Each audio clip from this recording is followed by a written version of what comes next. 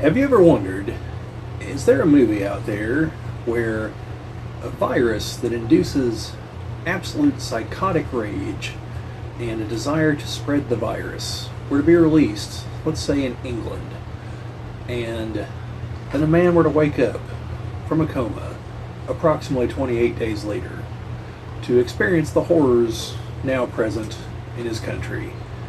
And this movie were then followed up by a sequel that took place approximately 28 weeks later, where the rest of the world decided, hey, that's some prime real estate sitting there totally uninhabited now that everything's dead.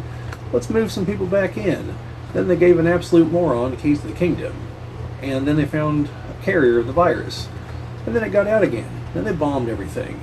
And in the end of that movie, it somehow escaped to the rest of the world, more specifically to France. And then a third movie were to come along. It takes place 28 years later. Noticing a pattern yet? And said movie, and now has back to England, where we see what has now happened 28 years after the release of the virus. Well, if you've always wondered about that, you're in luck, because today we're going to talk about 28 years later.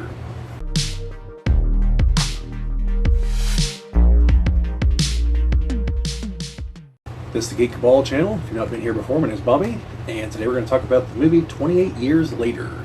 I'm recording this the day after it came out. I mean, official release. I'm sure it's out like Wednesday or Thursday or something, but this is the Saturday right after it came out. I saw it earlier today, and there will be spoilers, but I will tell you when we get to the spoiler part. I'm going to talk some general thoughts on the movie, who's in it, and some of that stuff before I get to the spoilers section. So I'm going to have a general impression and everything and all that, and then we'll go into spoilers. So, who's in it is actually really simple, because it's only 4 people worth mentioning. There are other actors in the movie, but only 4 people have significant roles in the movie. So, we have Jamie, who's played by Aaron Taylor Johnson. Now, if you don't recognize that name, he played Quicksilver in the second Avengers movie, The Age of Ultron, and was in the American Godzilla film as the main military character. And he's been in several other things. He's in Bullet Train, and I believe he played Kraven the Hunter in the Kraven movie. I wouldn't know, I didn't watch it. Several other credits. He's really getting out there. I think he's a decent actor. Then we have his son, Spike, played by Alfie Williams. Now, he only had like 2 other credits, so I'm not really going to go into those. And unlike the Transformers series, a young character named Spike here is not a complete waste of space and annoying. He actually did a really good job, in my opinion, in this movie. Now, his character doesn't start off with what I would call a ton of complexity and depth, but as the movie progresses, he's definitely there. I would say he's probably considered the main character of the movie, in fact. So, he's definitely a good casting choice, because I've mentioned it before, and I'm sure you find folks have noticed, but like, child actors are a real dicey proposition, because, you know, they're children. Like, trying to explain certain things to them, you know, some get it, some don't, and it's not a slam against children. It's just, you know, they only have a certain level of moral weariness, wisdom, if you will. I don't want to say intellect, because there are very smart children out there. And usually, if you can break something down to how a child would understand it, there are lots of children who do get it. Kids aren't stupid; they're just ignorant of several things because they've lacked life experience. And yeah, so similar to Chandler Riggs from The Walking Dead, who ended up being a really good choice, especially as the show went on. I think they made a really good choice here with this particular kid. Again, Alfie Williams. Then his mom, Isla, is played by Jodie Comer. Now, I never watched the show Killing Eve, but she's the Eve of Killing Eve. She was also in Star Wars Episode 9 as Rey's mom. I only watched the movie like the one time, so totally did not remember her in that. And she's got some other credits, but those are the big ones. And then the 4th character worth talking about is Dr. Kelson, played by Ray Fiennes. Now, he has a very storied career, and going back to at least the 90s. One of the earliest movies I remember seeing him in was Strange Days, back in the 90s. Back if you would go watch the ads for that, where they pronounce his name Ralph Fiennes. I have no idea how you get Ray from R-A-L-P-H, but apparently that's just how you pronounce his name. So, but other than that, he's in Harry Potter as Voldemort. He is in the Grand Budapest Hotel as the main guy there at the hotel. And I can't think of his name. Gustav, Monsieur Gustav? Yes, I believe it's Gustav. And he is in the Daniel Craig Bond movies as M eventually. Minor spoiler alert: Judi Dench does not survive the quadrilogy, and he takes over as M in the third movie, Skyfall. Yeah. And even though he's in the previous one, I believe, I could be wrong. It's been a while since I watched the movies. And then he's also in Schindler's List as, I haven't seen the movie, but his character is quite despicable from what I understand. He's one of the Nazis. So, and again, he's in several other things, and the guy's in a lot of stuff, and he's an excellent actor. So, anyway, those are the actors worth mentioning here. Now, as for the movie itself, I should also mention this is directed by Danny Boyle, who directed the original 28 Days Later. And has gone on to direct several other things. Also, Sunshine, which I talked about here recently on the channel, which had Cillian Murphy in it, like 28 Days Later. And Cillian Murphy is one of the producers in this movie. So, you can probably imagine by the fact it didn't mention his name. I guess this is a spoiler, maybe, but he is not in the movie. So, or if he was, I totally missed him. And I only left for like 2 minutes to go to the bathroom once. So, I don't think I missed him in that minor interlude. But in the event that I did, I apologize for giving you misinformation. So, okay. The movie itself, I did a video recently on 28 Days Later, and I did forget to mention one like aesthetic detail, that the movie looks like it was shot on like a handheld camera from the early 2000s. So, this movie does not look like that. This movie is very much like up to technical specs for a modern movie. You can tell there's money behind this movie. And as such, you know, from an aesthetic standpoint, this is obviously 28 years after the outbreak. So civilization has completely collapsed in England. And now there are lots of ruins. Ruined houses, ruined buildings, gas stations, trains, vehicles, you know, things that, you know, society is, it's gone. And so it looks different, both from a technical aspects, it's clear footage for the most part, but also from a just an overall aesthetic, because, you know, it's been almost 3 decades since the outbreak, and since England has been sealed off from the rest of the world. So yeah, so overall, like I said, it looks different in both respects, and except for where the people still live, that still looks modern-ish. I don't know that they have electricity there though, but you don't see all. Well, I guess they have to. Yeah, I think they do. Oh man, I feel bad. I really should have taken note. There's only like one scene at night inside, and I don't remember if they had electric lights or if they were candles. Oh, I apologize, folks. I should have taken notes or something. So I think they might have electricity, but if they do, I'm sure it's limited. So then, but that part is obviously not in ruins, and you know, it's a little community and everything. You don't hear any like modern music in the movie because none of it would fit.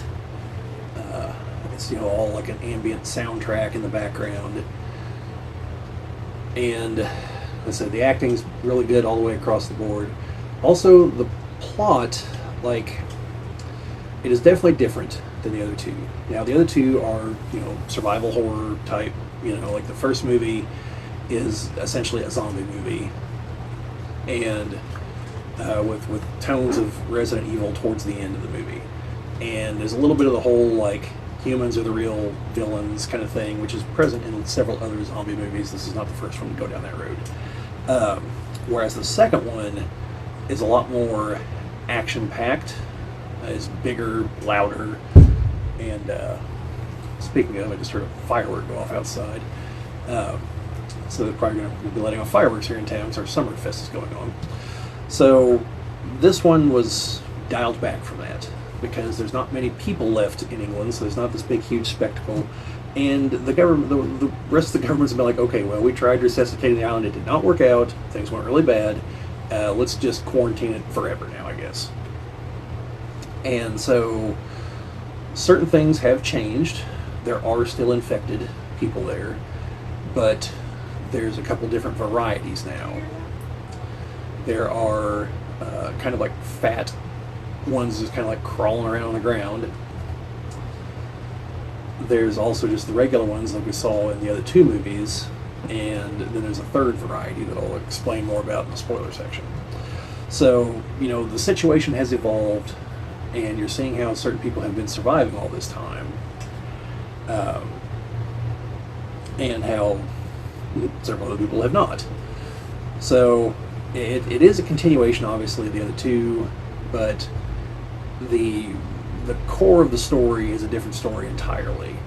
It's a lot more about the younger kid, Spike. Sorry, I forgot his name.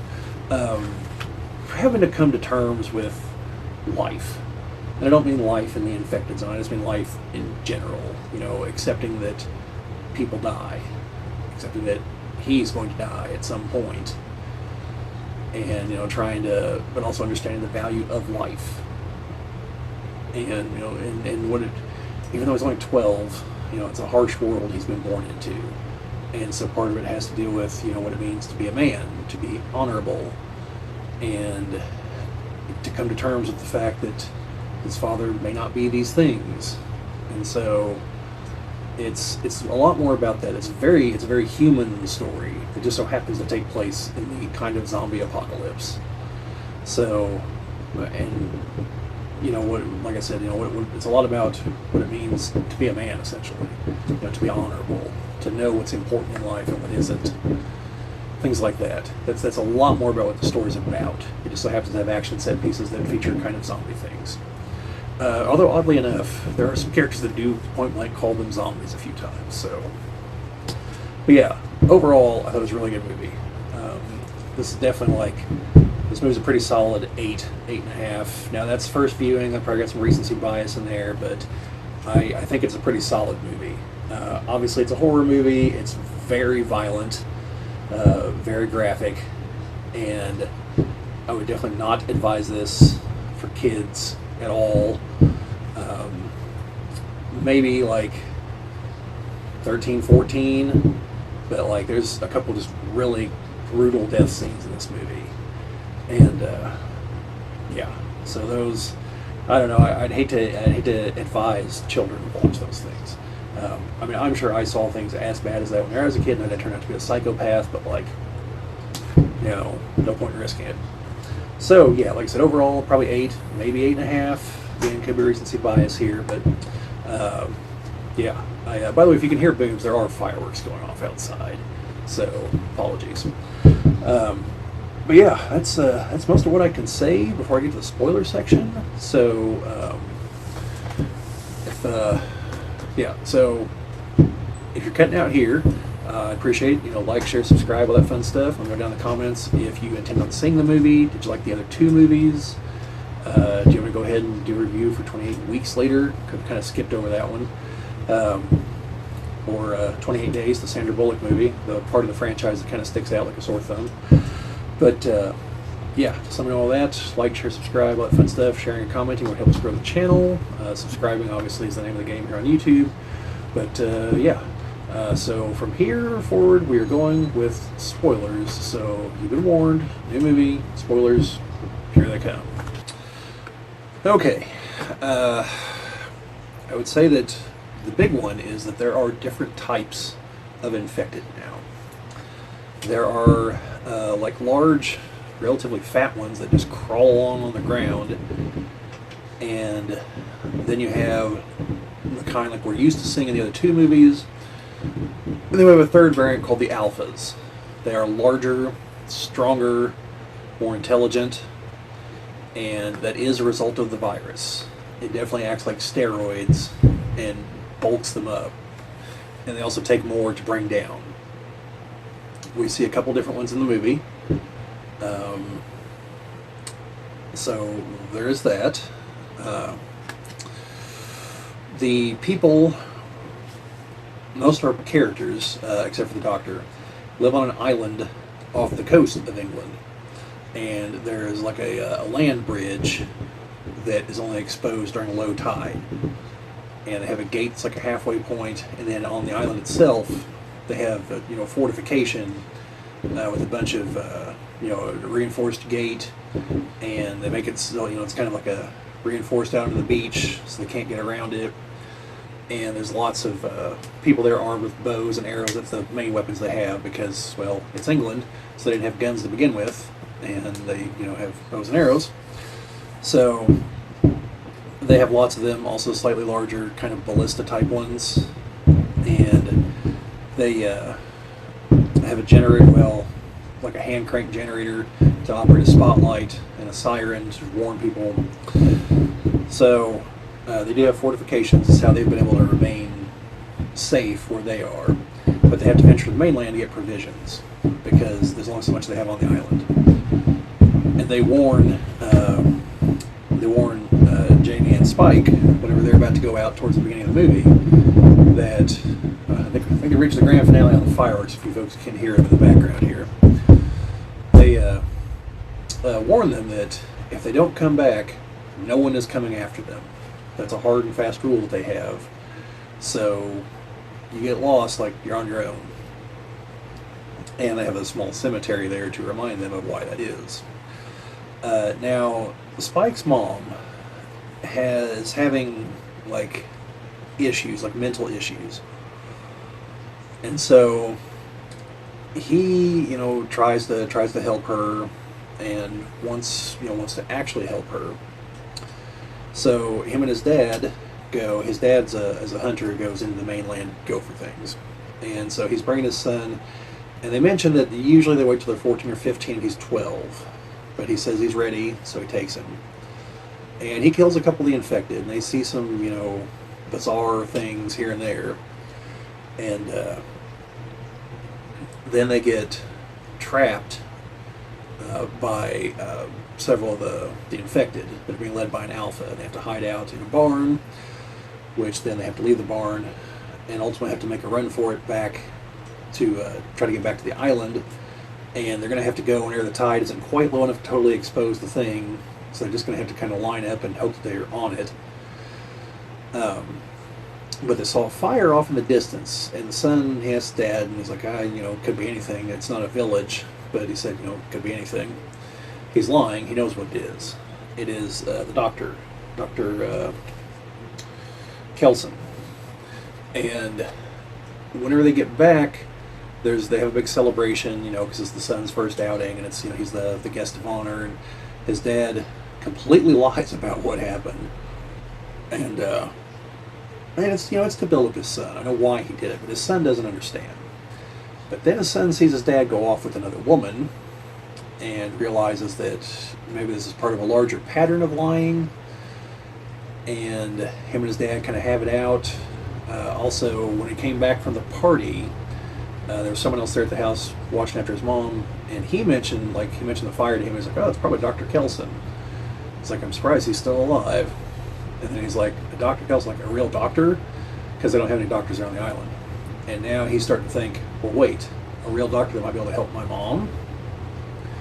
And the guy's like, yeah, maybe I shouldn't talk to you about that. So then it falls on his dad, who is like, well, he was a doctor, now he's a lunatic. And talks about an experience he had in the past with him that led him to believe this. So the son figures out a way to get his mom off the island and to get her to the mainland. And so he's going to try to get her to the doctor to find out what's wrong with her, because she's starting to hallucinate things, past memories. She sees places and remembers them from before the infected times. Then somewhere in here, a bunch of I think they were Swedish commando types just kind of randomly show up. It gets down to one of them. He saves them in a gas station, and they all kind of link up, and he explains that their ship sank and they got into a raft and tried to not wind up on the island. And so he has to explain to the kid, he's like, don't you understand the island's under quarantine? And the kid's like, well, yeah, I know it's under quarantine, but I thought it was just for us. Like, aren't they going to come rescue you? And he's like, no, it's not just for you. It's for anyone that touches this godforsaken place. He's like, I'm stuck here now, too. And so he starts talking about stuff like he shows him his cell phone and has to explain that it's a computer and everything else, but there's no reception, the battery's about to die, and he's talking about the internet. The kid has no idea what that is either because he's never experienced it. So the alphas have a tendency to tear the heads off things and mount them places. And so we get to see one of the people have his head torn off, and then the alpha complete with spinal column still attached, and he uses it like a club to kill one of the other guys. And then that's ultimately how this guy meets his fate too, is the alpha grabs a hold of him and tears his head off. And now somewhere in here they come across a pregnant infected, and she gives birth. And the mom, Isla, can tell what's happening, and the infected temporarily doesn't go into berserker mode and actually accepts her help. So I'm assuming this is one of those weird one-off situations where the virus kind of stalls for a moment. And so they deliver the baby, and the baby's not infected. Its eyes are fine. It doesn't have the rage virus, and they clean all the blood off of it and everything. And then the creature, snaps back to it, and the one guy shoots it and kills it. So now they have a baby with him, and that's the point the alpha gets a hold of him and kills him, the commando. So they bring the baby with them, and they finally make it to the doctor. And he thinks that they're there for the baby, and they mention that it wasn't infected and that it didn't have the virus. And he's like, I'd kind of wondered about that, because the woman's own immune system kept it from passing on to the baby, or something to that effect. And so I wasn't 100% clear if she was pregnant and then got infected, or if the alpha was able to actually impregnate her, because the alpha finds her body and is really pissed off. So I'm really thinking it's that second one. And kind of in this vein, we do see some things that answer a problem that was brought up in the first movie. These things should die because they're just people. At some point they should run out of food and water, because they don't eat the people that they attack, they just infect them. And so this one shows things have changed a little bit. You do see them actually eating animals that they capture, tear into. And so you do see them eating animals, and you do see them in a river at one point, presumably they were drinking the water. So they do have some level of self-preservation instincts, and that's why they're still infected there, because they should have run out of people a long time ago. Because these people have clearly been infected for a long time, because they basically are naked, their clothes have been destroyed, running around everywhere. So yes, there's rampant nudity in this movie, male and female, to be clear. So Dr. Kelson thinks that they've come there because of the baby, and then the boy has to explain it's because of his mom. And so he starts inspecting her. Okay, I'm going to go back just a little step here.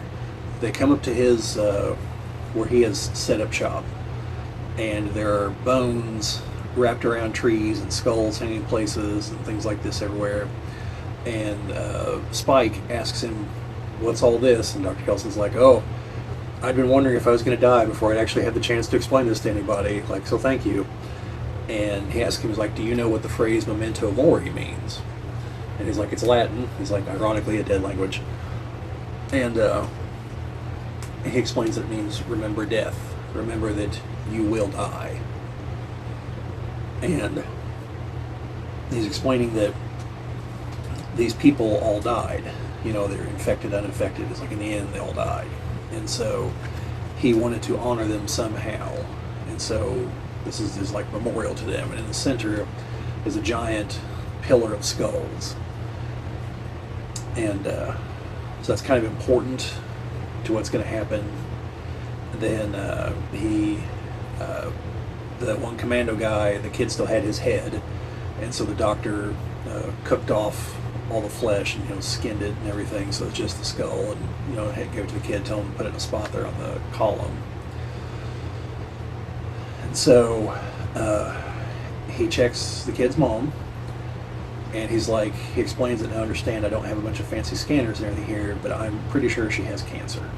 He's like, I don't know if it started in her body and spread to her brain, or started in her brain and spread to her body, but either way, it has.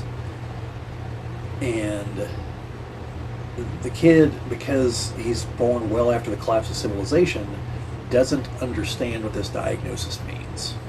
He doesn't understand that, especially like without modern technology, that's a death sentence, and it's going to happen sooner rather than later. And so he begs the doctor, he's like, look, just tell me what you need, tell me which hospital it's in, I can go get it. And the doctor's like, no, you don't understand, like it's not there, like there's nothing we can do. And she asks, how long, and he's like, well, sooner rather than later. And then he reminds the kid, like, but remember, like, memento mori, like, we all die. And it's like there's some deaths, it's like there's different kinds of deaths, and some are better than others. It's like ideally we'd all die peacefully and painlessly, and not horrifically violently. And so the mom is like hugging him and gives him the okay, and he has a dart gun and shoots the kid with a dart. It's loaded up with morphine and stuff, so he can't fight it. And they set him down. The mom says her goodbyes and hands the baby to him, and she and the doctor kind of go off, and the doctor shoots her with another dart, presumably loaded up with something more fatal. And she collapses in his arms, and she dies. And then he does the same thing and brings her skull back and gives it to the kid, and is like, here, put this, in the best place. So he climbs to the very top of the pile and puts it up there, kisses her, and points her towards the sunrise. And so this was all, this is the kid learning about death. He understands it in the abstract, but this is seeing it all up close. This is seeing, what it takes to actually protect someone. And even then, in the end, still failing because she still died. And, him learning what it really means to be honorable. Unlike his father, who's cheating on his dying wife, who's lying about what his son did. He's learning the other lessons, what it actually takes to try to protect somebody. And, what the cruel, extremely violent world he's been born into. And so he ultimately goes back home and leaves the baby at the front door along with a note to his dad explaining that he's going to come back someday, but for now he wants to explore England. He wants to see the rest of the country. And explains where the baby came from, explains that his mother's dead, explains the baby was born from the infected but is not infected, and to take care of her, and names her after his mother. And so as his dad reads the note, he runs to the gate, hoping to find him and stop him, and he's already gone, the tide's already coming up. And so then we see the kid there on the mainland. He's eating a fish, or he's cooking a fish, getting ready to eat it, and some infected show up. And then a group of people show up out of nowhere and fight off the infected. And they're pretty zealous about the whole thing. And this goes back to the very beginning of the movie. At the very beginning, we see a group of kids in a building somewhere watching the Teletubbies. Their parents tell them to stay in that room. And the infected show up, kill most of the kids or intern them, and the adults. But one kid makes it out. Makes it to the church where his dad is. His dad's a preacher. And his dad goes on and on about, this is Judgment Day. This is the righteous will ascend, that kind of stuff. And he gets turned, but he gives his son his cross before he does. Says never take it off. He hides, and then this guy that we see leading these people is wearing a gold cross, but the cross is upside down. So I'm assuming he is the child from the beginning of the movie, and now leads this gaggle of people wearing Adidas wear. Don't know where they still got it 28 years after the end of the civilization, but whatever. And they're probably the people that left this person that they found earlier in the movie as an infected, kind of tied up somewhere and turned. Because the main guy's name is Jimmy, and the name Jimmy was carved into this guy's chest. So, just kind of stops there, I assume because they're trying to leave it open for another movie. We'll see, but yeah, so that's what happens in the movie. Like I said, it's a lot more about the kid learning lessons of life, and learning the rules of the road, and characters having to accept their fate, and less about the circumstances. So yeah. Oh, also, well, actually I think I mentioned it, but They basically negate the end of the second movie in a little blurb at the very beginning of the movie. They beat the infected back to just Britain, to just England, and so it's only there. It's not in the continental part of Europe or anyplace else in the rest of the world.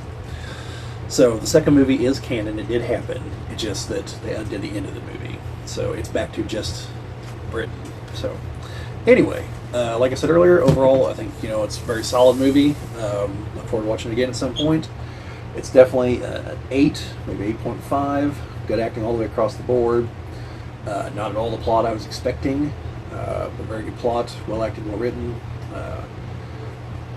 Maybe a part 4 coming, presumably not like 28 decades later to follow the trend, but who knows? 280 years in the future, why not? But yeah, definitely worth it to watch.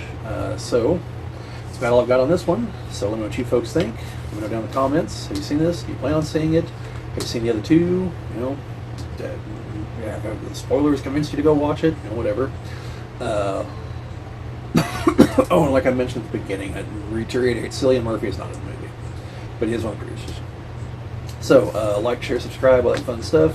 Sharing and commenting really helps grow the channel. I always appreciate it. Obviously, subscription is the name of the game here on YouTube, but yeah, that's all I've got for this one. So, just remember, watch out for those rage-infected monkeys and crazy animal rights activists releasing them and potentially destroying the world in the process.